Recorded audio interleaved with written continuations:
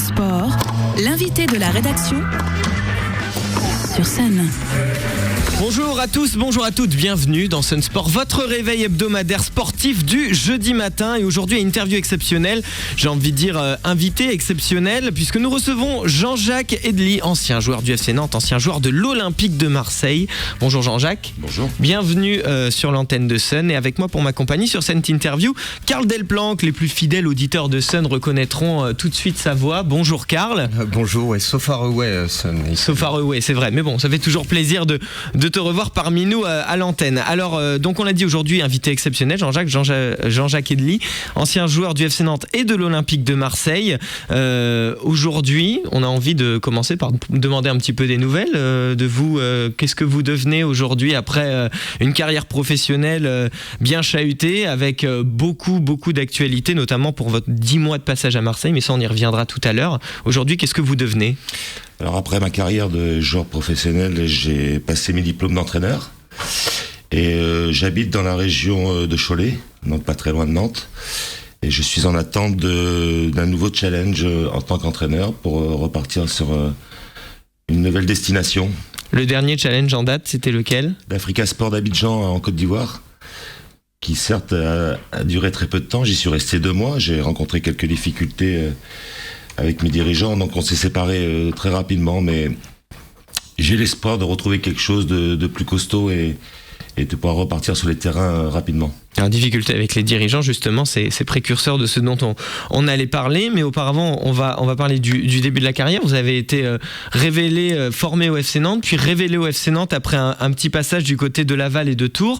Vous avez vraiment explosé votre carrière à Nantes, ce qui vous a fait d'ailleurs repérer par l'Olympique de Marseille.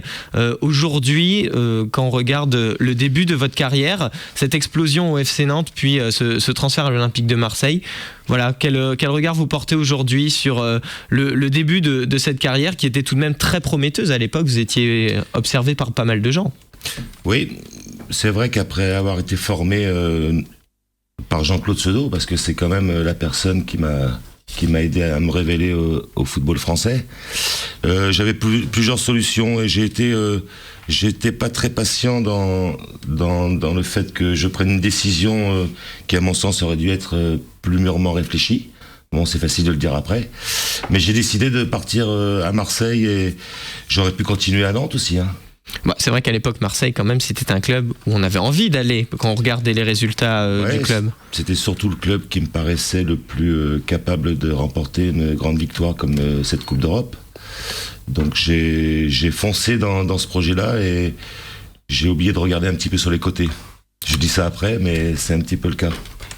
Jean-Jacques, qui t'a fait venir à Marseille ? C'est Bernard Tapie, puisque c'est lui qui a voulu absolument que je le rejoigne. Mais la décision finale, c'est bien moi qui l'ai prise.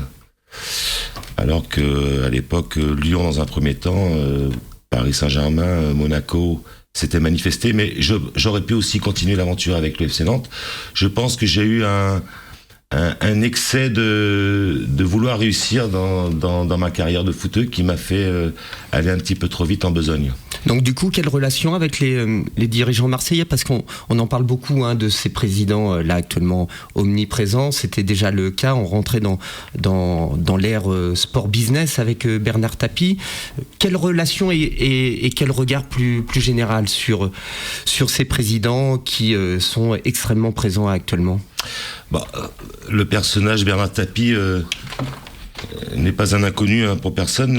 Ce que je peux vous dire, c'est que j'avais pas l'impression d'avoir un président de football en face de moi, mais plutôt un chef de guerre, plutôt un chef d'armée, hein. Et là aussi, quand on parle de chef à ce point-là, on peut imaginer les comportements qui n'ont plus rien à voir avec le sport. Et je m'en défausse pas, hein, mais c'est vrai que ça m'a été préjudiciable. Des rapports qui, coûte que coûte, la victoire devait être au bout. Et le football et le sport, justement, c'est pas à tout prix. Je pense qu'il y a des valeurs qu'il faut respecter et ne pas passer outre. Quelles valeurs ont été bafouées avec cette ère marseillaise ? Tout simplement l'esprit sportif, la vraie compétition, le vrai duel. À partir du moment où on sait où on a su que les choses ont pu être pipées, on se demande nous-mêmes déjà ce qu'on faisait sur le terrain, parce que on se demandait si on avait gagné parce qu'on était plus fort que l'adversaire, ou c'est aussi parce que les choses avaient été arrangées au préalable. Donc c'est très frustrant pour un footeux. Ça peut peut-être vous donner encore un peu plus de force quand vous êtes dans cet environnement-là, mais à l'arrivée, trop de valeurs gâchées et ça en vaut pas le coup, quoi. Pourtant, il y avait une équipe à l'époque autour de ce projet sportif. Alors, certes, que 10 mois à Marseille, mais au final, la plus belle ligne de votre palmarès, avec cette Ligue des Champions remportée en 1993. Cette Ligue des Champions, justement, autant derrière a éclaté l'affaire VAOM sur l'obtention du championnat de France finalement retiré, autant la Ligue des Champions, aujourd'hui, voilà, il y a toujours les mauvaises langues qui osent dire que même la Ligue des Champions, c'était pas sûr à l'époque qu'elle soit gagnée vraiment sur le terrain. Aujourd'hui, quel regard vous portez sur ceux qui disent ça et qu'est-ce que vous leur répondez ? Écoutez, il n'y a pas de fumée sans feu. Maintenant... 22 ans après, il faut aussi passer à autre chose. C'est une victoire qui est acquise, la seule sur le territoire français. On doit la respecter en tant que telle, et puis peut-être souhaiter qu'une deuxième Coupe d'Europe soit gagnée par un club français, parce que avant toute chose, il faut que ce genre de victoire puisse se renouveler sur notre territoire. Et c'est pas normal qu'il y ait qu'un club français qui l'ait gagné avec autant d'années d'existence, quoi. Alors pour l'instant c'est mal engagé pour cette saison, on verra peut-être la saison prochaine. Donc dans la foulée derrière, il y a cette affaire VAOM. Aujourd'hui encore, elle vous poursuit, cette affaire. Est-ce qu'on pourrait rappeler rapidement du coup les faits également pour les plus jeunes passionnés de foot qui ne sont pas forcément au fait? Alors je suis obligé de reparler de mes dirigeants de l'époque, qui, à leur sens, tout était valable pour s'assurer la victoire. Donc, en l'occurrence, il y a eu corruption, donc de Marseille sur certains joueurs de Valenciennes. Mais je rappellerai que pour qu'il y ait corruption, il faut qu'il y ait des corrompus, donc des gens qui acceptent. Et puis, pour le caractériser, il faut de l'argent qui a été retrouvé. Voilà, donc la corruption a été constituée. Et à partir du moment où vous avez eu soit la malhonnêteté, soit le manque de courage, en tous les cas je parle pour moi là, de refuser ce genre de pratique, il ne faut pas s'étonner, comme sur une autoroute, si on roule à 200, à un moment donné on va se faire attraper par les gendarmes, quoi. Donc une grande leçon de vie, beaucoup de regrets parce que ça a été un coup d'arrêt un peu dans ma carrière.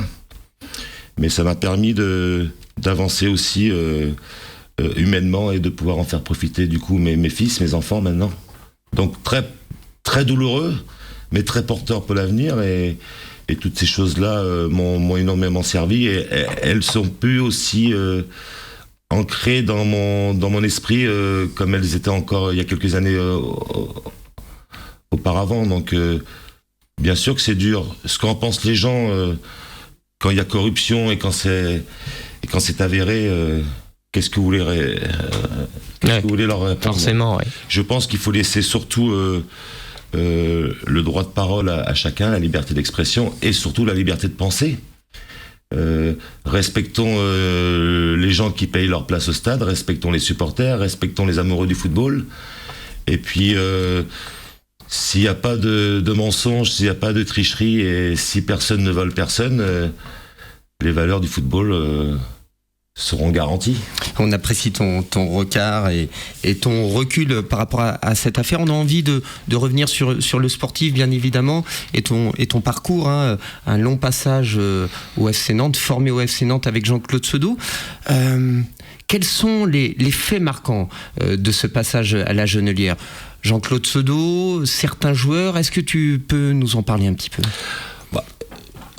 En très grande profondeur de ce que j'ai connu au FC Nantes, Jean-Claude Sodou en est la pierre principale. Que ce soit les anciennes générations que j'ai eu la chance de connaître à partir d'Henri Michel, et que ce soit Rio, Deman et tout le reste, jusqu'à les nouvelles générations qui arrivaient un peu plus tard. Il y avait un maître à bord, un maître penseur du football, un maître du football qui s'appelle Jean-Claude Sodou,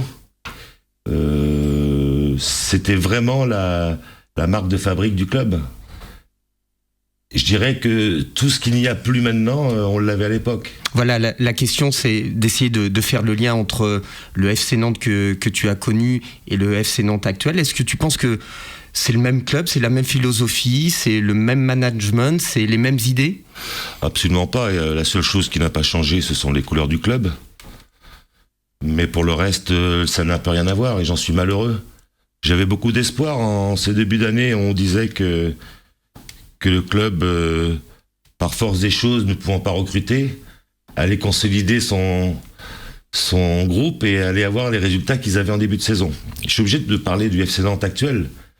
Mais quelques mois après, je m'aperçois que tout ça s'effrite vraiment beaucoup trop rapidement. Donc on n'est plus dans la même configuration, on n'est plus sur les mêmes tendances de jeu, ce qui malheureusement me laisse croire que tout ce que je pensais qui pouvait revenir pour le club du FC Nantes n'est toujours pas là et ça me rend plutôt triste.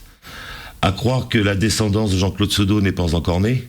Et ça me fait mal au cœur parce que j'incrimine personne, hein, que ça soit Michel, Loïc ou Bruno qui sont directement concernés par ce que nous sommes en train de parler, enfin de dire sur le club et sur le jeu.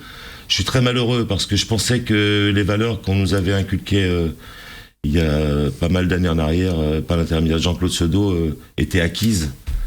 Jean-Claude Sodot et Reynald Denouex. Et Reynald Denouex, mais Reynald est déjà une descendance de Coco. Coco était une descendance de José Arribas. Alors, je veux pas m'y résoudre à croire qu'il n'y a pas de descendance de Jean-Claude Sodot. Ou alors, il fallait le chercher, il fallait le rechercher très très vite. Juste, vous savez l'âge qu'a Jean-Claude Sodot, il n'a que 2 ans de plus que Raymond Goethals quand on a été champion d'Europe. Hein. Donc Jean-Claude Sodot n'est pas... C'est un petit appel du pied, Jean-Jacques ?